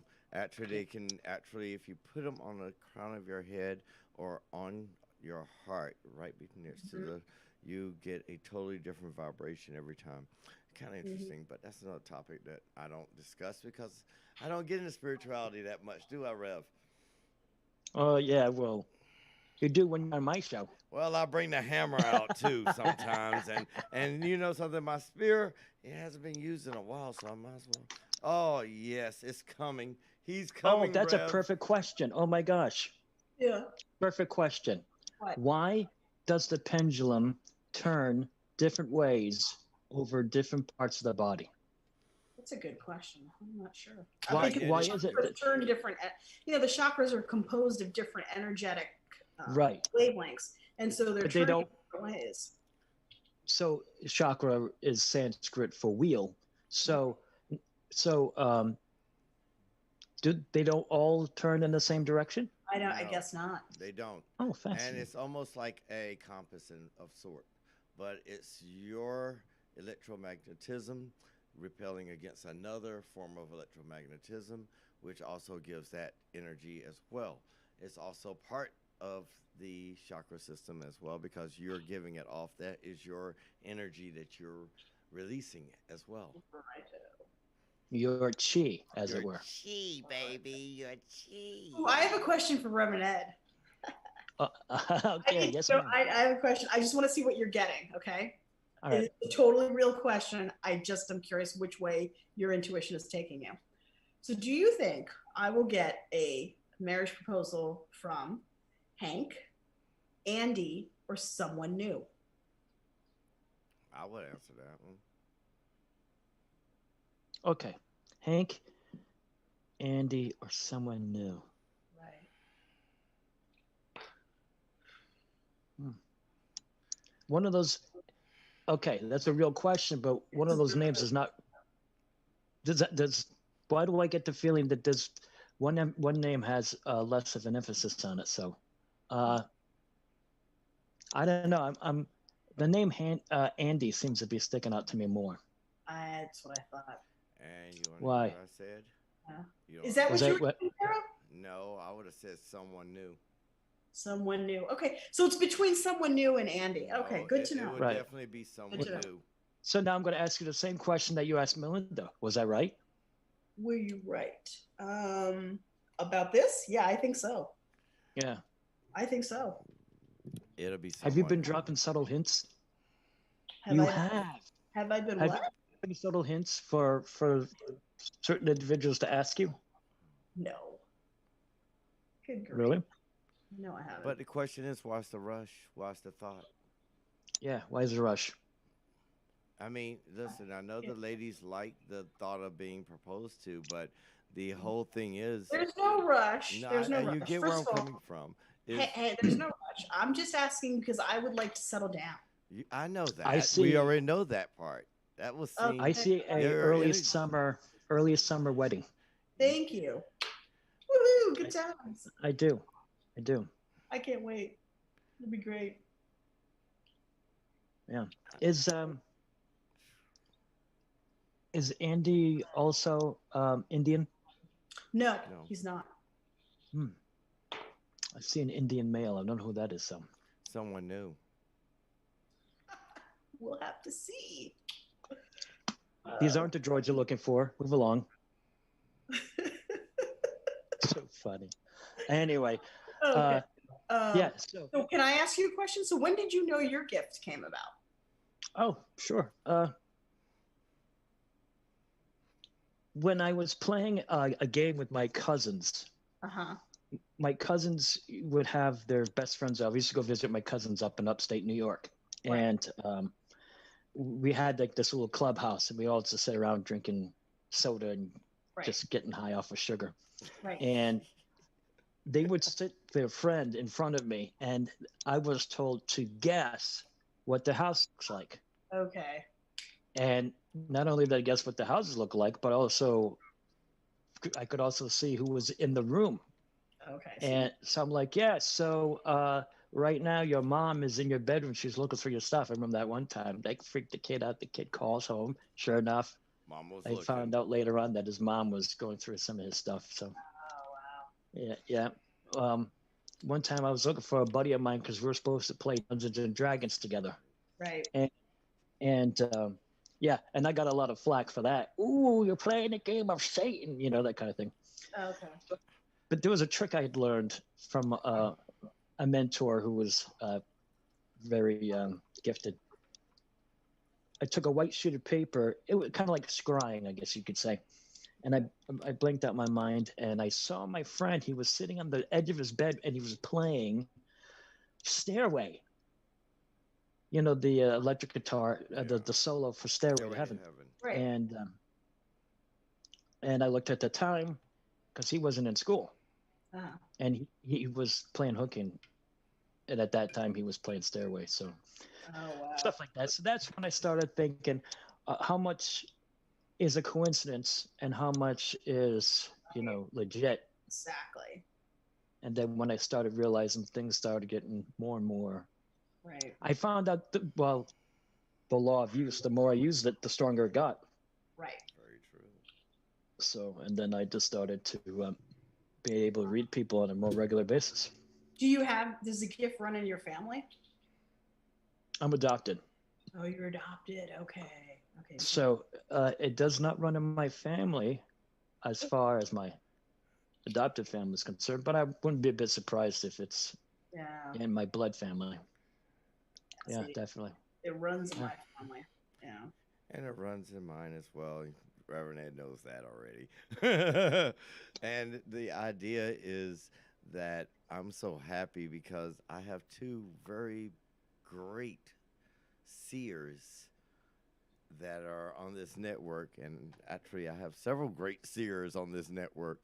And there's no spot that cannot be not seen, as they will say. Ask Melinda. Tonight, I asked her for a one card pull while she was live. Uh-huh. And she saw my exact energy. Wow. And I'm like, thank you. Now, what can I do about it? I go to Reverend Ed especially when I need that energy boost. That man had me up for 2 damn days. 2 damn days. I'll never forget you for that, Reverend Ed. He had me. No, I couldn't sleep for 2 days. Wow. For an energy boost. Wow. And Something. He asked. Yeah. That's true. Sorry, got kind of on the other side, I am he's been trying to convert me for a long time, and I love it. No, I haven't. Yeah, you have. You've been No, I pouring the haven't. energy out. It's not. He has not. Sorry, I'm using the wrong terms. Atta boy. That's not the one. Okay. He has not been trying to convert me, but the energy is there for that. And I will keep refusing because there's a difference in the wavelength that I need for what I desire. My desire is totally different. My desire came at a young age, and Reverend Ed saw that. And I have to give Yes, I Reverend did. Ed a lot of credit because no one has ever seen it because I can block most of it. You freaked out too. He actually ran out of the room. I ran was like the a little first schoolgirl. Poof. I was gone. It was the first time I sat down and I did a reading for him over the phone. And when those two facts hit, I was like, well, that's weird. I wonder what that's all about. So I just spit it out. And then he's like, oh, no, I'm done. I'm like, okay, that was weird. I only want real, true, and good, true real. How many words I can say about real? Validated, bona fide, certified. Yeah, the real ones on this network. I can't stand psychics that is going to give me a half impression of a bottle of wine or a half Oh. impression of a bottle of liquor. Uh-huh. I'm used to making sure that the home front is secure while I go out to war. And my war is with all the networks out there except for my affiliates because we have peace treaties. And outside of that, if you understand what I do and how I do it, I make sure every show on this network is a complete success because it is time for me to, as I said, and Reverend Ed would say, my wheel turned all the way back around when I became a certain age to come back to radio. Mhm. I was in radio at a younger age, and I had that mother that told me to go to college and avoid the path that I was supposed to be taking. That's why I was asking you the question about fate and destiny, how someone can really mess up with someone's destiny and lead them to wandering fate until destiny comes back around once more. True.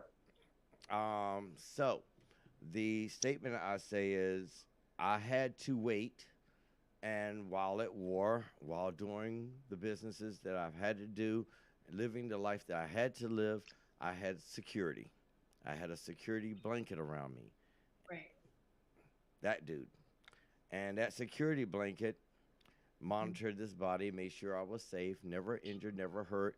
Yeah, I did get hurt once, and then, let's see, put it this way: Gulf War, 2 bullet shots, didn't go down, shot at the head, still got the damn stitches, bullet bounced right off my head. Not my time, not going to ever be my time like that. That's not my way of going. My way of going is my way, put it that way. On the other side,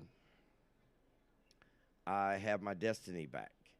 I had the path recreated just for me to fit into this mode. When it comes to Reverend Ed, I've seen him before. For some reason, I've seen him before. Hell, I even seen you before, Lily. But that's another topic. On another note, and another day. But there's a lot of information, even down to Rob and the rest of the hosts on the network. I've seen them. And I know, but I know that there are certain things, movements I cannot do, and certain movements I can do, which goes under the fact of fate and destiny. And these movements I have to make are the movements that are necessary because I want everyone to succeed. I want everyone to win their battles. I want everybody on top of their game. I want everybody to win. I don't want not a loss in the path. And we don't lose on this network. And I made sure of it. I secured all the borders. I got the right armies around me. I got the right teams around me. And there's no way this network could ever lose. When it comes to the hosts on the network, they can't lose because guess why? We have all the outlets, we have all the numbers, and we have every option for them to grow. It's up to the host to grow. And I know, like Reverend Ed, he's grown. Oh my God, he's grown. You, I know you're grown. I mean, you're with the right group. It's called Destiny. And there's only 2, not 3 more people that have to come. And then I can seal these doors down. Valhalla will be a safe place once more. And y'all can have fun and party. And if you want to have a drink with me, you can have a drink with me. But until that time, I got 3 more to go. 3 more hosts. That's all I need. And I know who they are. Okay. And I hope so. Everything is in path. And Reverend Ed, you know everything is in path. It Of course. Yeah. cannot be mistaken. And yes, as they would say, I don't use the third eye because I lost one. I use my second. But the bottom line is, I'm a jokester. I like to have fun. I laugh a lot. I giggle. But when I get people that tell me something in history, like last night, and I needed someone to calm me down because I really wanted to go through Jetstream internet streams to go grab somebody by the throat because young kids are so stupid. Uh-huh. You came running. You were there, Lily. And I was so impressed. Then Penny showed up, and I was like, oh, my God. Then here comes Gary calling me on my cell phone. I plug him in, and he's right on air with us. And then after Gary, that's my Mad Martian, which, Rev, you need to give him a solid prayer for Monday. A solid. Okay, good one. is Monday the day? Monday's the due date. Monday's the Okay. world title match for him. And then after that, my Jackal, another great immortal from PSN Radio Network, came on. And me and him poured down the rest of the night till 1 o'clock in the morning. Which you were talking about. So so Lily, or should I say Doc? Doc, you Doc. did it too. Oh my God. I knew it was coming. Go ahead. Go for it, Yeah. Doc. So, Doctor, Yeah. are you excited that your candidate is winning the election? Oh, totally. What are you kidding me? Oh my gosh. Trump wants me dead, basically. If he saw me on the street, he'd run me over. Of course I'm happy. That man is so ignorant. It's embarrassing to have him as a president. It He really doesn't is. drive. And so filled with hate, and he spurred so many people to hate. Yeah, no, he was necessarily needed to be removed.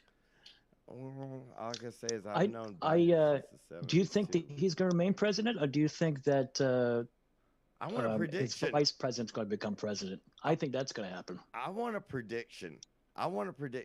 Is Trump going to become president again this year? Or is Biden going to stay president? Or will Biden die before accepting the presidential declaration, as they would call it? Or will he die within his first year? I want to know where I see one possible path. One possible path with Biden. He becomes president. and dies. Something happened to him, and the actual agenda would be for Camilla.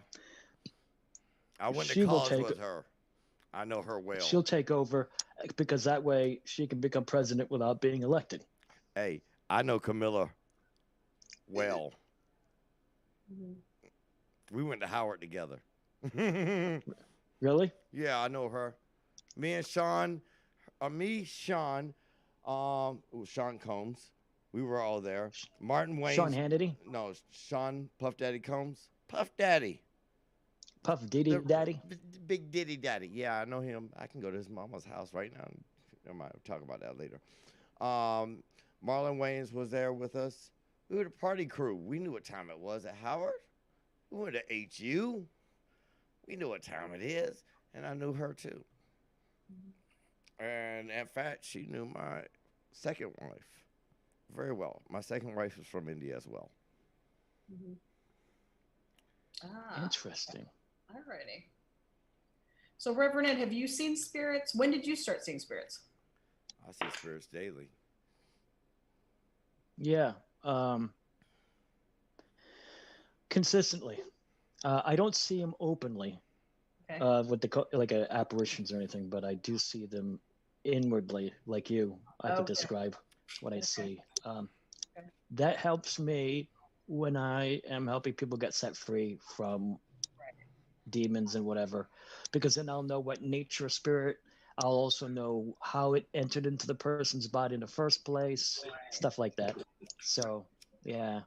But there's Right. one spirit that's kind of hard for everyone to get rid of. I've had people just really, Reverend, I never told you this either.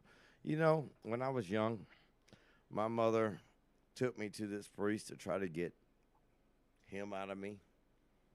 It ain't work. Mhm. And I guess you can figure out why it won't work. Mhm. Me and him are equally bonded. Your mom actually took you to a priest to exercise the All Father? Yeah. Wow. Interesting. My mother tell you Wow. that story. You know why? Oh, I will be calling her tomorrow. I'll I know find you out. will. Yeah, his name is Father Raymond Moore. He tried very hard to get the All Father out, and the All Father laughed. And I'm gonna tell Just you because you're a priest doesn't mean that you have the authority to drive out demons. Just saying. Hold on. We got another caller coming in. Ah, shit, an Oh, Father. 832 number. Who'd be this mofo? It's Ramona. Oh, Oh, I Mona, Mona. Mona, Mona. You gotta do it. He tried Turn very that music hard. down, Ramona. Oh yeah. It's because I sound too sexy in the background, so I'm gonna let it go. But no, my mother tried to get the All Father and me separated because at a certain age I started moving objects, and that was not really what we call good. But that was also part of my bloodline, which Reverend Ed, you'll learn that my mother she was a natural born, and I'm a natural born as well. And what you saw when I was a youngster running in my little shorts, looking all cute during the summer, I'll never forget that day, with the ravens around me, was actually the need for me I needed help. Because, your little kids are lost. And I cried like a little, back then I would say little boy, now I say like a little biatch. I was trying to find my way home, trying to find my way out. But Can't believe you're telling the story. I am going to tell it. My struggle was simple. I had to accept not only my bloodline, but that spirit that protected my bloodline. And it's kind of funny that people always give praise and prayers to many thousands of deities out there. And I've never been sick a day in my life. Exhausted, yes. Never been sick. Everything has always been a get or a want has come. I refuse to want anymore. I refuse to desire like I used to. Because when I did desire, I was having fun in my life. I was doing everything. I don't want that. I want to earn every penny, every nickel, and every dime. And that's where I have a disgruntlement with this generation. They're weak. They're soft. They're not built like the old folks were back in the days. You mean because they feel entitled? Entitled. They could be whatever the hell they want, and I think is incorrect. To be honest, the idea of them being anything other than what they should be is one thing that is unemotionally intangible for them to think of. Once you consider the fact that humans are a living, breathing aspect of this planet, and that we all have wants and needs as humans, we should want to obtain them. I don't believe everybody comes in first. I don't believe that you could be a moon pie as an identity. And I don't believe black is a race. It's a color. It's an adjective. People need to learn their differences. Last but not least, people forget that there were generations upon generations of cultures out there that existed before mankind was writing in. Did Ramona just hang up? No, Ramona's there. Sorry, Ramona, for 1 second. I forgot about No, you. I'm listening. But there Oh, is I an thought I heard aspect. Ramona hang up. Okay. Nah, she's listening. Yep, go ahead. My cousin don't hang up on you, Rev. Back to the point. The idea is that with people, we all have special powers and equipment within us. Yeah. The bottom line is, how do you use it? Last night on Angels and Outlaws show with Daryl and, Odin, he calls him, and Junior, they had a group called Posers on. You know what a poser is? A fake motherfucker, basically. Hate to use those words. Easy with that. Not on my show, you're not I'm swearing. sorry, but they are fakes, and they are want-to-be's, posers. You know what I mean? You know, remember back in the day, Reverend Ed? Come on, man. Come on, Yes, sir. man. Now, the bottom line is that working in tangent with the thoughts and ideology within the person, you have to understand that the ideal would be to stand on a ground. Well, if you stand on the ground, you should know the history of the ground that you were standing on first. And they called themselves socialists, and they called themselves this, and they called themselves that. And Daryl had to tear them apart. Let's give a briefing on who Daryl is. Daryl has a degree. His bachelor's degree was in history, radio, television and film, philosophy, thank you, and business administration. Okay. He even got his master's in psychology, and he was going to be let me tell you what he was going to be. You're going to laugh. No, go for it. He's going to be a clinical psychologist, and he wanted to study medicine to become a neurologist. Oh, wow.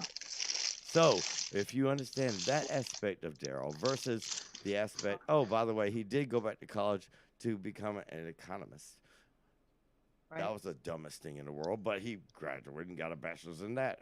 So far, Daryl has a total of 6 bachelors, 3 masters, and one PhD that he hasn't even talked about yet. He won't talk about it. So the bottom line is, in my many years of partying, having fun, and jamming, see, me and him work together in tangent. We've learned this stuff. The idea is to have as much fun as I can because I'm going out in a bang, baby. Okay. I'm partying like it's 2020. But this show is about the road to hope. And I'm going to tell you where hope is on this road. The hope is this. The hope is that people wake the hell up to understand that everyone in this world has something within them, whether they understand it or not, use it or not, or can be guided by someone who understands them, the person, the individual, or another. The road to hope leads us to one area. And I know Reverend is going to say it because I cannot use those words right now. Go ahead, Reverend. Where does the road to hope lead us to? The road leads us home. You're not using the words we're waiting on, Reverend. Well, the show's not over yet. Oh, but you got to say it, Reverend. Come on, Reverend. I don't use those words. What? That he's waiting for you? Those words? Any way So, he wants Ramona. to put it. Yeah, let's. What brings you to my neck of the woods? Yeah. Oh, because we were talking about seeing ghosts, and Oh, cool. Okay. I never really thought of myself as one that saw. But then while you were talking, I remember when I was stationed at Fort McClellan, Alabama, down in the deep south, and me and one of my comrades walked out at night, and all of a sudden I started hearing spirituals, and I was like, wait a minute, do you hear that? He says, what? I said, that's singing. She said, no. And so we started walking, and then right like where the base was, there's woods in the back. And oh my God, I was seeing people on horses that would ride by and then they disappear. And I was like, you don't see that? And she looked, and she did actually see the flash. It was like this person on this white horse first. And then there were other people, like they were chasing them. And you could hear like these old spirituals in the background. And then I watched and I saw like slaves running and hiding, dressed in like Civil War days. And I was like, oh my God, I need to get away from here because I'm not one of those. And then it happened to me later on in life. And I would not really see them, but hear them, like calling me. And I'd look and I'd see them out of the corner of my eye. And I'm like, well, I remember being told If it comes behind you, it's not good. But if it comes in front of you, it is, or whatever. So I wouldn't respond to it. And so my question is this: is that something that is laying dormant in me? Because about 2 months ago, I was laying in bed, trying to sleep, tossing and turning, and something pricked my toe. And I thought it was the cat, and so I kind of kicked it away and turned over and said, please let me sleep. And then all of a sudden, the worst pain in my life, as if somebody stuck a needle in me at my toe, and it went all the way up to my knee. And I jerked up and looked, and at the edge of the bed, there was a purple being. I don't want to say it was an alien. I don't know what it was, but it was standing there, and it was looking at me. It was outlined in indigo blue and gold. And I could see, because it was dark in the room, but it was like a light was shining behind it. And I was just in shock, before I could get my words together, like to say, who are you or what are you? It's just slowly dissipated in all these sparkles. It was as if it wanted me to see it. Mm-hmm. And then it just disappeared. So, is this something that I'm going to start experiencing more? Yes. You are. Oh my gosh. Yeah. So it sounds like you came upon a hot spot where there was a lot of spiritual energy. There was a part of history that was kind of almost caught, and so you managed to be sensitive enough to pick up on hearing it and seeing it with Port McClellan. And then when you got it sounds like there was a spirit trying to get your attention, and it was being rude about it by pricking you. And so then it sounds like Archangel Michael came to try to protect you. And that's why he was so slow to leave, because he wanted you to make sure that you knew that he's always around to protect you. Okay. That makes sense. Because I've been waiting for it to come again, Yeah. So I would call and I would ask him to show himself, or the other archangels that you can, call on. And then just, say you're open and basically wait and see. Okay. Well, that was my question. And Lily, I think you're just beautiful, amazing, and awesome, just, and sweet. There is a goodness about you, and that goodness is just a weak word, but there is something that I find in you that I would like to see more in my fellow seers, because I, like you, agree that we have to have some kind of ethics. Yeah. No. And you cannot just welcome any and everything in. Yeah. And we do make mistakes sometimes. No, of course. And to be able to admit that. And if you don't feel something for somebody, tell them, I'm not connecting, and I can give you to someone else. Right. And that I truly admire in other seers, because I feel that's the way it should be done. No, for totally. I will never fake an answer. If I'm not getting anything, I'll tell you I'm not getting anything. And I applaud you, girl. I applaud you. That's right. Because it's better. People know when you're faking. And they know when you're really getting something, they know. And so, there's no point. Okay. One more question. What do you do with the client that,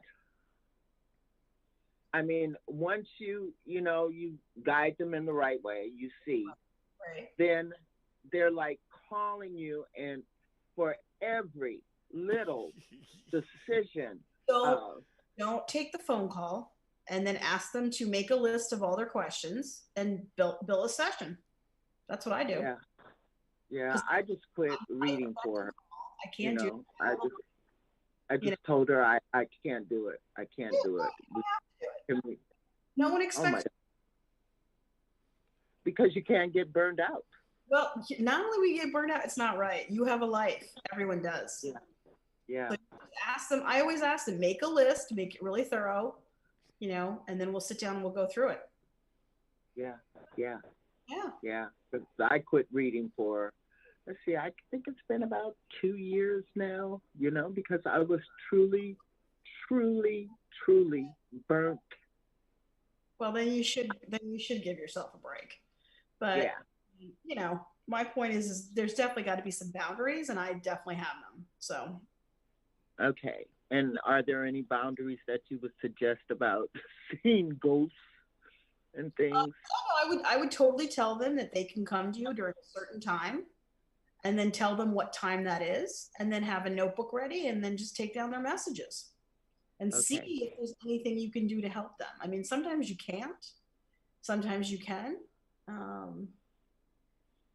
But Have you ever had automatic writing?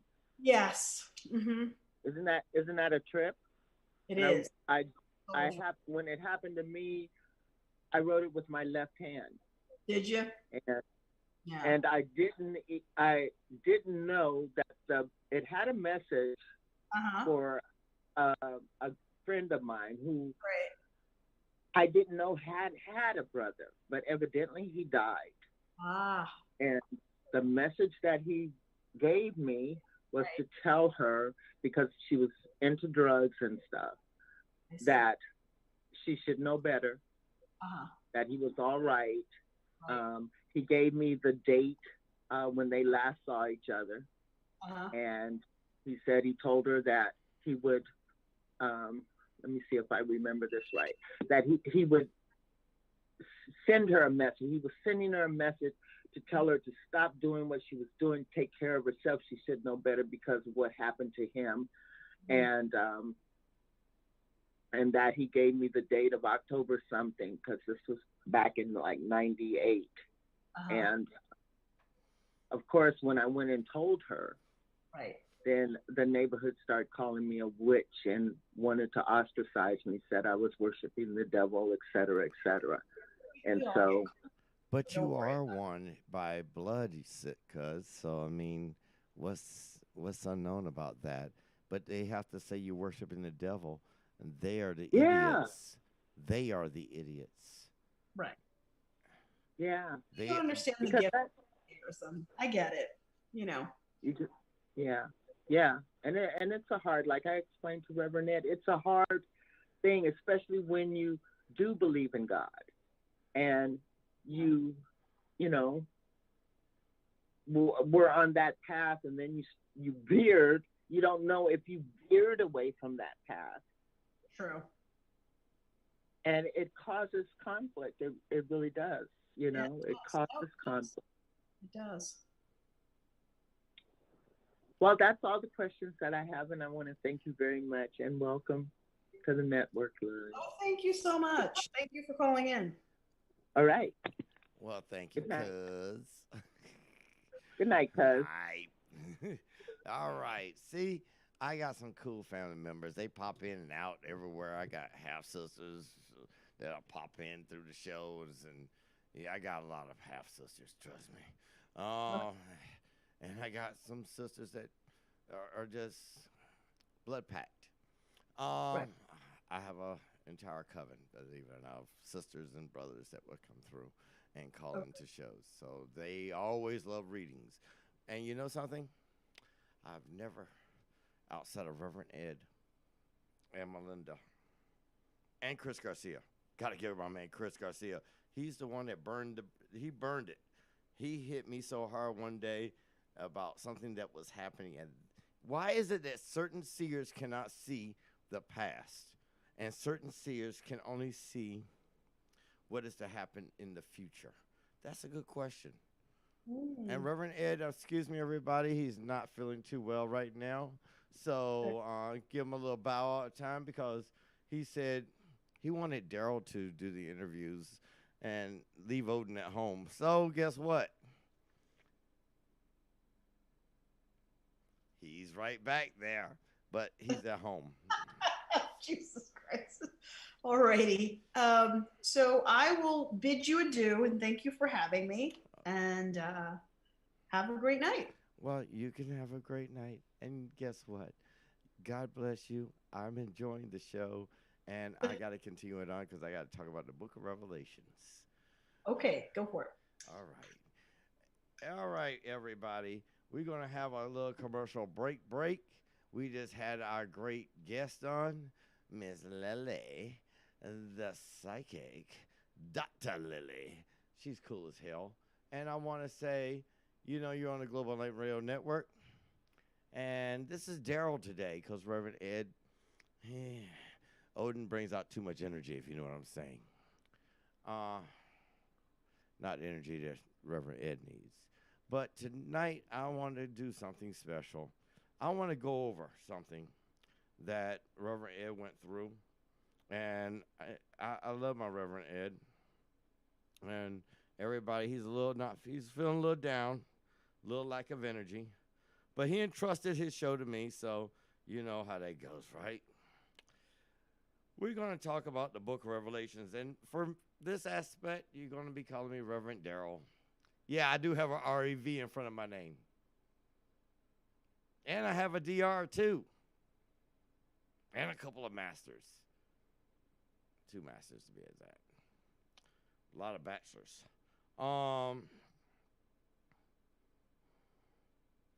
I'm just really, I'm not on a warpath tonight because Odin he's sitting in the background. So let's take a commercial break, everyone. Let's get back to the road of hope in a few seconds. And remember, Reverend Ed is your man, and he loves you as much as I love you too. Wow, that sounds strange. Odin's always been the one to say he is ready to have fun. Let's go back to the song because I think I might need that energy. Oh, and by the way, don't forget to like and subscribe because we are here for you.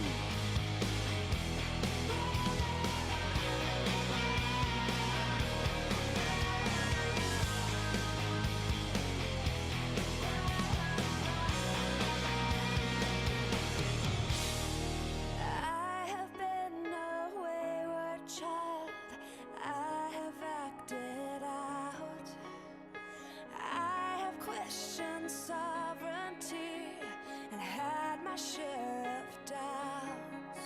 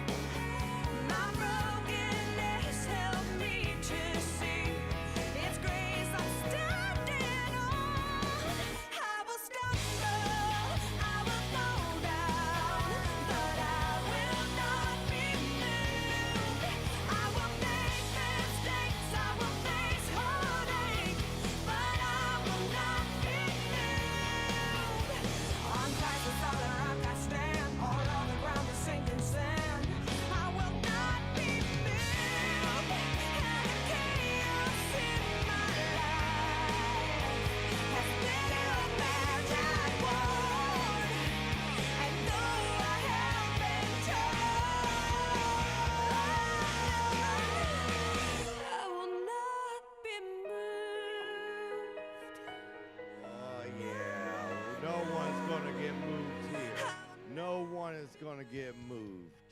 Oh, yeah. Hey, welcome to the Global Enlightenment Radio Network. This is your road to hope. Reverend Ed stepped out because he ain't feeling well. And you know we got to say our prayers for the Reverend to get his power back up. So let's do something. I decided, as Daryl, not Odin, but Daryl.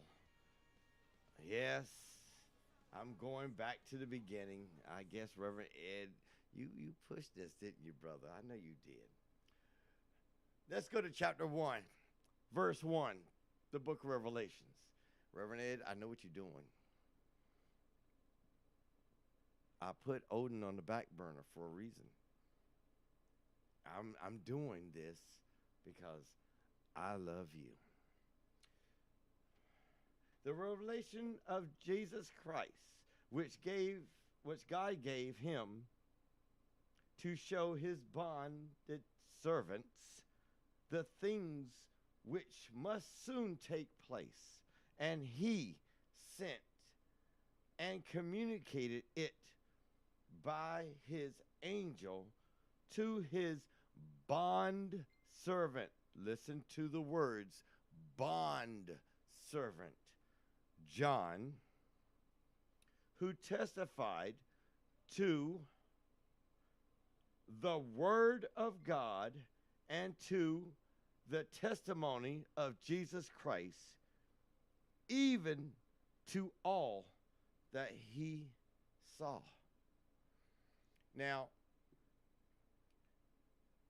that means a lot to me because let me go back to the beginning as Daryl. As Daryl, remember this, people. Not Odin tonight, it's Daryl. Bondservant. Let's look this word up. In fact, you know something? Let's get some education here. I mean, like people say, they know the word socialism and all this other stuff. Sorry, Reverend Ed, I had to go there. But I had to, do this for each step because a bondservant is a person bound in service without wages, i.e., what's the word? Follower, slave, servant. What's the word? Okay, bond servant. Let's think about that word as we go through. Who testified to the word of God and to the testimony of Jesus Christ, even to all that he saw. Blessed is he who reads and those who hear the words of prophecy and heed the things which are written in it, for the time is near. Let's discuss the time is near. I mean, a lot of people want to go to all these little insignificant words I consider insignificant. You remember something. In the eyes of God, there is no such thing as time. In fact, time is a human concept. Time is something that really, for us good people out there, does not exist. But we're going to keep going with that because you know who I got back there, right? You see it? You see? Okay. Odin is not there. Odin's on vacation. He's gone for a minute, people. The end time, for the time is near. The time is near. John, to the 7 churches that are in Asia. Let's ask the question. Come on. I know everybody's got a question about that. Why is it in Asia? What was Asia back then? Let's take a look. We're going to look at the time period. Because, I mean, a lot of people say they have an understanding and a little bit of knowledge. You know, a little bit. Asia is Earth's largest and most populous continent. Located primarily in the eastern and northern hemispheres, it shares the continental landmass with Eurasia. Eurasia, huh? I guess he's talking about the continent of Eurasia. not just Asia. Because we know Asia to be on the other side of what area, people? Yes, right. The area known as the Middle East, north of Africa, northern part of Africa. Okay, so let's keep going. Then they have the Afro-Euro and Afro-Asia, but we're not going to go there because it's not part of the text, so we're not going to argue with it. You know me. I'm an investigator. I like to get down to business because without the knowledge that comes from it, we're lost. We're completely lost, not as just a people, but we're lost as a land. Grace and peace to you from him who is and who was and who is to come, and from the seven spirits. Have you noticed the number 7 again? Makes you think, right? Before his throne, and with Jesus Christ, who is the faithful witness, the firstborn from the dead, and the ruler of the kings of earth.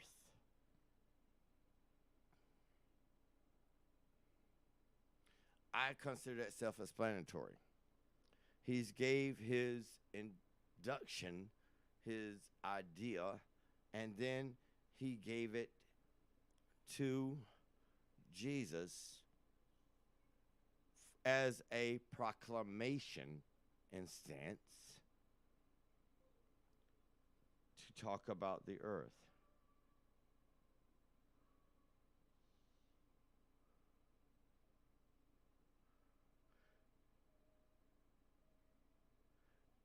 Now, those words are very significant, but hold for a second. Let me go and get this taken care of.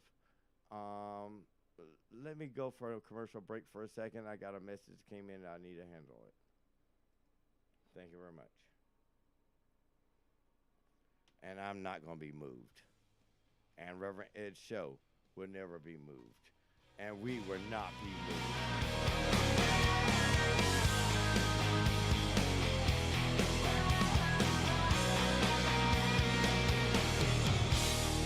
I have been a wayward child. I have acted out. I have questioned sovereignty and had my share of doubts. And though sometimes my prayers feel like they're bouncing off the sky, the hand I hold won't let me go, and is the reason why I will stumble, I will fall down, but I will not be moved.